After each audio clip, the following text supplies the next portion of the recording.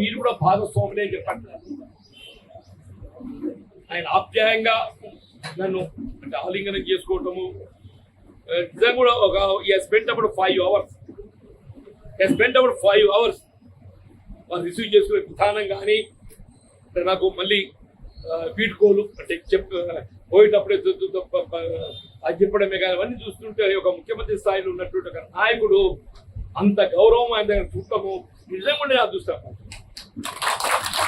మన భవిష్యత్తు అనేది మన పడితనం ఉంటుంది, మన భవిష్యత్తు మన పడితనం ఉంటుంది.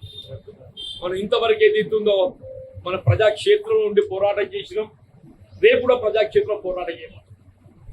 ఇక మనం ఏదైతుందో సాధారణంగా అందరూ ఏం చేస్తారు, ప్రతిపక్షంకి వెళ్ళి అధికార పార్టీకి పోతారు. అరే ఏం దొరుకుతుందో తిందామని అందరూ ఏడికి వెళ్ళిపోతారు, ప్రతిపక్షంకి వెళ్ళి అధికార పార్టీ పోతారు. ఎందుకు అరే దొరుకుతుందో తిన్నారు పోతారు.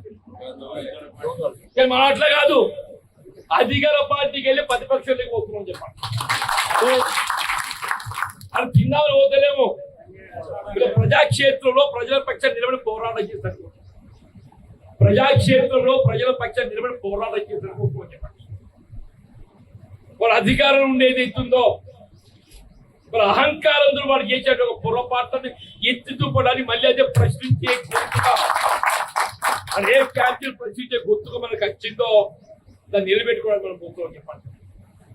రాబోయే సంవత్సరం 2 సంవత్సరాల కాలం ఏదైతుందో మన ప్రజాక్షేత్రంలో మళ్ళీ ప్రజాపక్షం నిలబడి పోరాటం చేయడం, దాంతో మన విలువ గౌరవం తప్పుతుంది. ఇప్పుడు ప్రజా జీవితం ఎందుకో గౌరవం కొరకు. పదవులు అనేది శాశ్వతం కాదు, కానీ పదవులు ఉన్నాడు ఏం చేసిన అనేది మనకు లెక్కకు వస్తుంది.